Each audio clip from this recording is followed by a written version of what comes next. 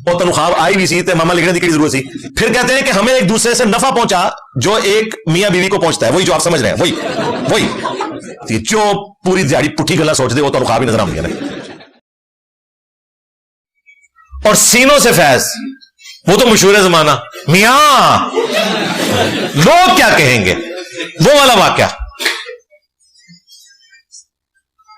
کہتے ہیں جلسے کا موقع تھا, تھانوی صاحب کی بمشکل عمر 16 سال تھی اس وقت. قاسم ننوتوی صاحب کو رشید احمد گنگوئی نے پبلکلی ٹین ایجرز بچوں کے سامنے مدرسوں کے ان کو یہ تعلیم دے رہے ہیں. چرپائی پہ لٹایا, پہلے کہا کہ یہاں ہمارے قریب آؤ, یہاں پر لیٹ جاؤ. پتہ نہیں کیسے کیسے وہ الفاظ ہیں, میں نے وہ اگلے دن سارے سنائے تھے آپ کو. پھر عاشق صادق کی طرح اس کے ساتھ لیٹ گئے اور اپنا ہاتھ اس کے سینے پہ رکھا جیسے ایک عاشق لطف حاصل کرتا ہے. وہ سارا کچھ لکھا ہوا ہے, کیونکہ یہ عشق مجازی سے عشق حقیقی کی طرف جانے والے لوگ ہیں نا, یہ اس وجہ سے وہ کر رہے ہوتے ہیں. تو یہ سینے سے فیض انہوں نے پہنچایا. اور اس کی اگلی قسط وہ اس سے بھی زیادہ خطرناک ہے. جب یہ سینے سے فیض پہنچا رہے تھے نا, تو قاسم نوتوی صاحب کو تو سمجھ آ گئی کہ یہ کیا ہو رہا ہے. انہوں نے کہا میاں لوگ کیا کہیں گے.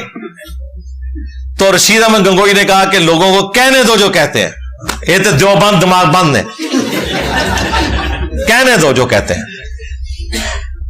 اگلی قسط یہ ہے, عاشق الہی میرٹھی صاحب جو ان کے بڑے عالم تھے, انہوں نے تذکرۃ الرشید میں ان کے حالات و واقعات لکھے کہ رشید احمد گنگوئی صاحب کہتے ہیں کہ میں نے ایک رات خواب میں دیکھا کہ قاسم میاں دلہن کی شکل میں میرے عقد میں آیا.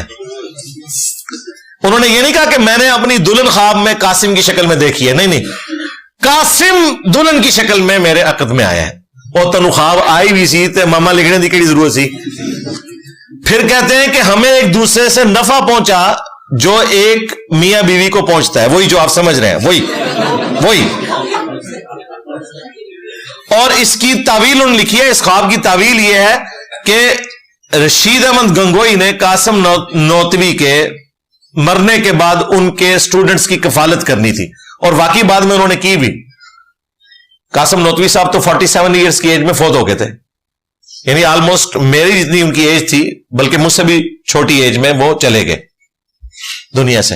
اس کے بعد پھر رشید گنگوئی صاحب سٹوڈنٹس کو دیکھتے رہے, وہ کہتے ہیں دیکھیں خواب صحیح بھی ثابت ہوا ہے, خواب میں جو دیکھا جاتا ہے وہ کچھ نہیں ہوتا, اس کی آپ نے تعویل کرنی ہوتی ہے. جو پوری دیہڑی پٹھی گلا سوچ دے وہ تو خواب ہی نظر آؤں گی. قبروں اور سینوں سے فیض لینے کے قائل ہیں, اے ڈیڈی فیض.